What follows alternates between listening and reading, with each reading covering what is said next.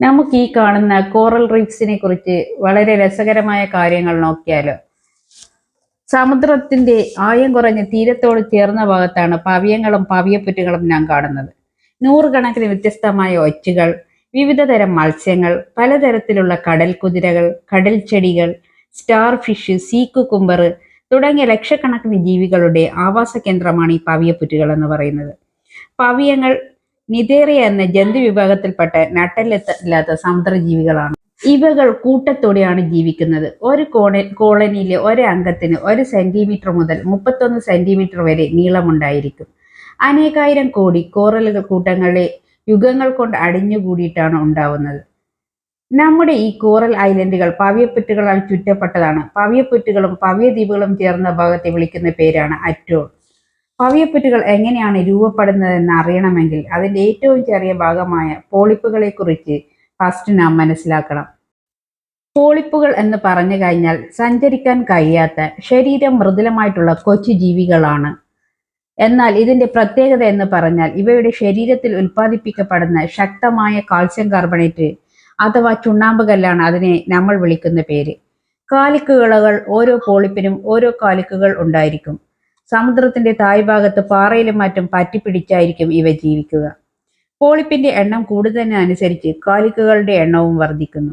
ഇവകൾ കൂട്ടത്തോടെ താമസിക്കുന്നത് കൊണ്ടാണ് കോളനികളായി കണക്കാക്കുന്നത്. തുടർന്ന് അനേകായിരം വർഷങ്ങൾ കൊണ്ട് പുറ്റ് രൂപപ്പെടാൻ തുടങ്ങും. കാലിക്കുകളാണ് യഥാർത്ഥത്തിൽ പവിയപ്പുറ്റുകളായി രൂപപ്പെടുന്നത്. പോളിപ്പുകൾ കുറച്ചു കഴിഞ്ഞാൽ ചത്തുപോകും. എന്നാൽ കാലിക്കുകൾ പവിയപ്പുറ്റുകളായിട്ട് നശിക്കാതെ അവിടെ അത് നിലനിൽക്കും. അതുപോലെ തന്നെ പവിയപ്പുറ്റുകൾക്ക് മുകളിൽ പോളിപ്പുകൾ വളരുന്നുമുണ്ടാവും. ഒരു കോളനിയിലെ ഒരംഗത്തിന് ഏകദേശം 2 വർഷം മുതൽ 100-ൽ കൂടുതൽ വർഷം വരെയാണ് ആയുസ് എന്ന് പറയുന്നത്.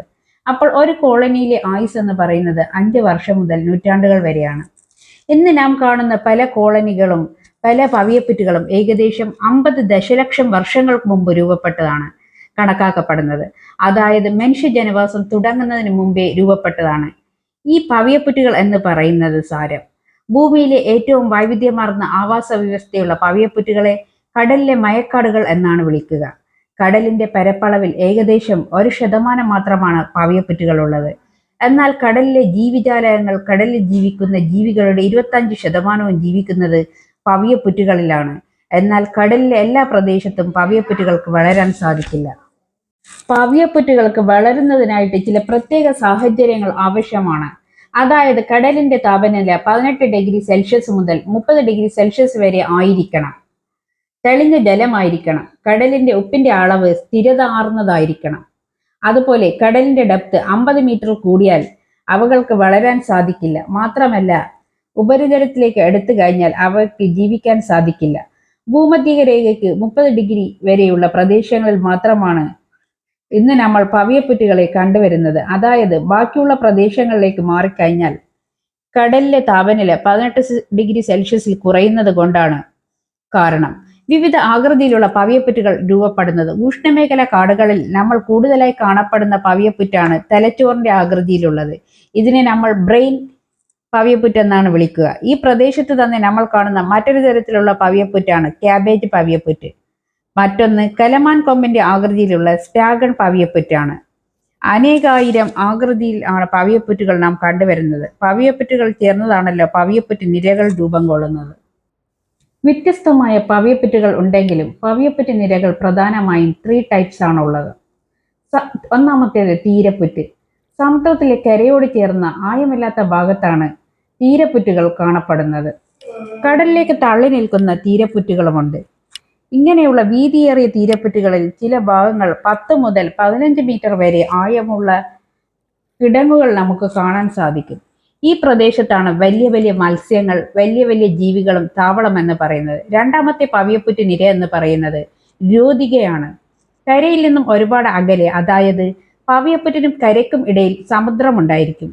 ഇങ്ങനെയുള്ളതാണ് പവിയപ്പുറ്റ് രോധിക എന്ന് പറയുന്നത്. മൂന്നാമത്തേതാണ് പവിയദ്വീപ് വലയം എന്ന് പറയുന്നത്. നടുക്കടലിൽ പവിയപ്പുറ്റുകൾക്ക് മധ്യഭാഗത്തായി കരയ്ക്ക് പകരം ജലാശയം വരുമ്പോൾ അതിന് വരുന്ന പേരാണ് പവിയപ്പുറ്റ് വലയം. എങ്ങനെയാണ് പവിയപ്പുറ്റ് നശിക്കുന്നതെന്ന് നമുക്ക് നോക്കാം. അതുപോലെ തന്നെ സുനാമി മൂലം ഉണ്ടാവുന്ന വലിയ വലിയ തിരമാലകൾ പവിയപ്പുറ്റുകളെ ഇല്ലാതാക്കാറുണ്ട്. പവിയപ്പുറ്റുകൾ ഇല്ലാതാക്കുന്നതിന് കടലിലെ നക്ഷത്ര മത്സ്യങ്ങൾ ആഹാരമാക്കുന്നതിലൂടെയും പവിയപ്പുറ്റുകൾ നശിച്ചു പോകുന്നവരുണ്ട്. എന്നാൽ ഇതിനെല്ലാം പുറമെ നമ്മൾ മനുഷ്യർ കടലിലേക്ക് വലിച്ചെറിയുന്ന പ്ലാസ്റ്റിക് വസ്തുക്കളാലും അതുപോലെ നമ്മുടെ കപ്പലിൽ നിന്ന് പുറന്തള്ളപ്പെടുന്ന എണ്ണ തുടങ്ങിയവകൾ കൊണ്ടും പവിയപ്പുറ്റുകൾ നശിച്ചു പോവാറുണ്ട്. അതുകൂടാതെ ബാക്ടീരിയ വഴി പവിയപ്പുറ്റുകളെ ബാധിക്കുന്ന 2 രോഗമാണ് ബ്ലാക്ക് ബാൻഡ് ഡിസീസും വൈറ്റ് ബാൻഡ് ഡിസീസും.